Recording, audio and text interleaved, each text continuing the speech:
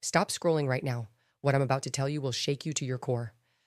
While you were working, while you were trusting, while you were believing that schools were educating your children, something else was happening. Something deliberate, something calculated, something that would make your blood boil if you knew the full truth. They're not just teaching math and reading anymore. They're reshaping your child's mind. They're rewriting their identity, and they're doing it behind your back. I'm Megyn Kelly, and today we're exposing the woke agenda's secret playbook to control your children. But first, hit that subscribe button because what you're about to hear, they don't want you to know. You think this is just about pronouns. Think again. You think this is just about bathroom policies? You're missing the bigger picture. What's happening in our schools right now is the systematic indoctrination of an entire generation. And parents, you're the enemy in their plan. Here's what they don't want you to understand. This isn't happening by accident. This isn't some grassroots movement of caring teachers. This is a coordinated assault on parental authority, on family values, on the very foundation of childhood itself. Let me paint you the real picture. Your 7-year-old comes home asking why they can't choose their gender like they choose their clothes. Your 10-year-old is learning about sexual identity before they've learned multiplication tables.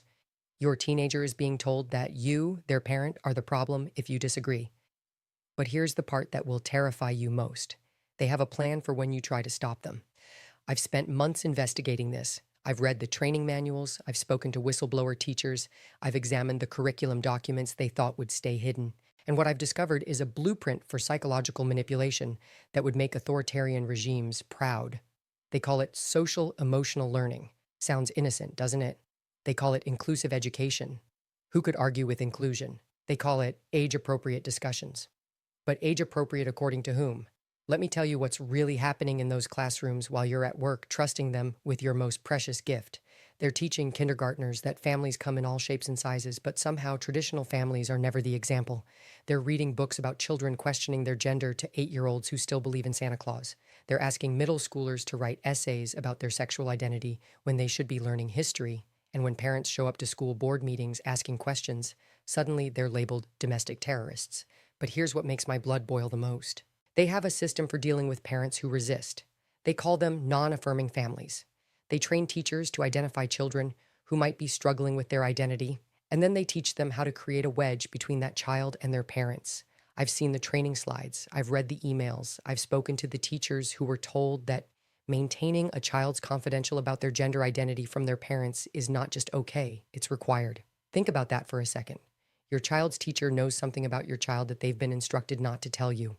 The person you trust to educate your child has been trained to keep secrets from you about your child's mental and emotional state. This isn't education. This is indoctrination. This isn't protecting children. This is stealing them. But they're not just targeting your kids' minds. They're targeting their bodies too. In some districts, schools can provide birth control, pregnancy tests, even abortion referrals without parental notification.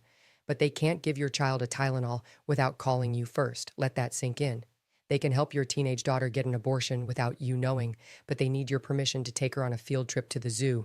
The contradictions aren't accidents. They're features of the system. They want parental authority to exist only when it's convenient for them, only when it doesn't interfere with their agenda. And speaking of agenda, let me tell you about the money trail, because this isn't just coming from misguided teachers or activist principles. This is being funded by some of the most powerful organizations in America. Planned Parenthood has curriculum programs in schools. The American Civil Liberties Union is training teachers on how to hide information from parents. Major corporations are funding diversity, equity, and inclusion programs that sound wonderful until you read the fine print. They've convinced teachers that they're saviors, rescuing children from backwards parents. They've convinced administrators that they're progressive heroes, leading society into a more enlightened age. They've convinced your children that their parents just don't understand the new world. But here's what they haven't counted on. Parents are waking up. The mom in Virginia who discovered her daughter was being taught that she could be a boy, and the school was affirming this identity without telling her. The dad in Florida who found out his son's teacher had been asking the class to write about their sexual preferences as a creative writing exercise. The parents in California who learned their school district had a policy of socially transitioning children without parental knowledge or consent. These aren't isolated incidents. This is happening everywhere. In red states and blue states, in rural districts and urban centers, in private schools and public schools. They thought they could do this quietly. They thought parents wouldn't pay attention. They thought they could hide behind educational jargon and progressive buzzwords. They were wrong. But here's the terrifying truth they don't want you to know. They're not slowing down, they're accelerating because they know that time is running out. They know that parents are organizing. They know that the political winds might be shifting. So they're trying to embed their ideology so deeply into the educational system that it becomes irreversible. They're training the next generation of teachers. They're rewriting textbooks. They're changing state standards. They're building an infrastructure that will outlast any individual politician or policy change. And they're using your tax dollars to do it. Every time you pay your property taxes, you're funding their mission to undermine your authority as a parent. Every federal education grant, every state funding formula, every local bond measure is being used to advance an agenda that sees you as the obstacle to their utopian vision. They've convinced themselves that they know what's best for your children better than you do. They've decided that their vision of the future is more important than your rights as a parent. They've concluded that your religious beliefs, your cultural values, your family traditions are all barriers to progress that must be overcome. But here's what gives me hope. Parents are fighting back. And when parents fight back, when they show up, when they demand answers, the system starts to crack.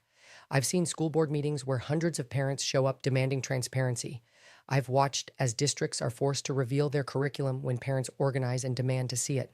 I've witnessed elections where school board members who supported these policies are voted out of office. The woke agenda depends on secrecy. It depends on parents being too busy, too trusting, too intimidated to ask questions. It depends on teachers being afraid to speak out against policies they know are wrong. It depends on administrators who care more about their careers than the children they're supposed to serve. But when the light shines on what they're really doing, when parents see the actual materials being used in classrooms, when the secret policies are exposed, the American people reject it overwhelmingly. That's why they fight so hard to keep parents out of school board meetings. That's why they label concerned parents as extremists. That's why they try to shame anyone who questions their methods as bigoted or backwards. They know that if Americans really understood what was happening in our schools, there would be a revolution. Not a violent revolution, but a democratic one. Parents would demand change. Voters would elect different leaders. Communities would insist on different priorities, so they try to keep it hidden. They use euphemisms and educational jargon. They claim that anyone who opposes their agenda is motivated by hate. They argue that transparency somehow puts children at risk, but transparency doesn't put children at risk. Secrecy does. Hidden policies put children at risk. Teachers who are trained to keep secrets from parents put children at risk. Systems that undermine parental authority put children at risk. Your children need you now more than ever. They need you to pay attention. They need you to ask questions. They need you to show up at school board meetings. They need you to demand to see the curriculum. They need you to vote in local elections, because this isn't just about education policy. This is about the future of American families. This is about who has the right to shape the minds and hearts of the next generation. This is about whether parents will remain the primary influence in their children's lives, or whether that role will be taken over by the state. The choice is yours, but you have to choose. Because neutrality isn't an option anymore. Trusting the system isn't working anymore.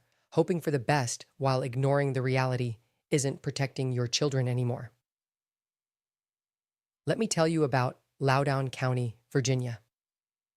A mother discovered her daughter had been given a survey about sexual orientation and gender identity. When she complained, they said it was state mandated, but it wasn't. The school chose to implement it. When she asked questions at school board meetings, she was labeled disruptive, her concerns dismissed as bigotry, her questions called harassment, but she didn't back down. She organized parents, researched curriculum, documented policies. She ran for school board and won. The system fought back with expensive consultants and lawyers to intimidate families. They spent hundreds of thousands trying to silence parents who wanted transparency. The Department of Education encourages schools to keep information from parents about children's gender identity. The Department of Justice suggested parents protesting at school board meetings might be domestic terrorists. The same agencies supposed to protect your parental rights are actively working against you. I've obtained internal documents showing coordinated efforts to implement these policies while avoiding parental oversight. In California, teachers used code words. Butterfly meant transgender, rainbow meant LGBTQ+, garden meant discussing identity without parents. They created a secret language to communicate with your children about topics you weren't allowed to know about. When parents objected, they were told this was suicide prevention, that parental involvement might harm children, that schools knew better than parents about their own kids' mental health. This emotional manipulation is deliberate. They use your worst fear, losing your child, against you. They tell you that your values might drive your child to self-harm, that your beliefs could be dangerous. that your love might be abuse if you don't immediately affirm whatever identity your child expresses. This is psychological warfare against American families, but research shows the opposite. Children supported by their families, with stable parental relationships and clear values, are less likely to struggle with identity issues. Suicide rates are driven by family breakdown and social media pressure, not parental love. Yet they want you to believe your involvement is the problem, that your values are harmful, that you should step back and let them raise your children. They're counting on you to stay asleep. They're counting on you to stay busy. They're counting on you to stay silent. Don't give them what they want. Wake up, pay attention, speak up, speak. Your children's future depends on it, and if this message resonated with you, if you believe parents have the right to know what their children are being taught, if you think transparency in education should be the norm, not the exception, then subscribe to this channel. Share this video. Join the conversation, because when enough parents wake up, when enough voices speak truth, when enough Americans say enough is enough, we can take back our schools and protect our children. The woke agenda has a plan for your children. Now you know what it is. The question is, what are you going to do about it?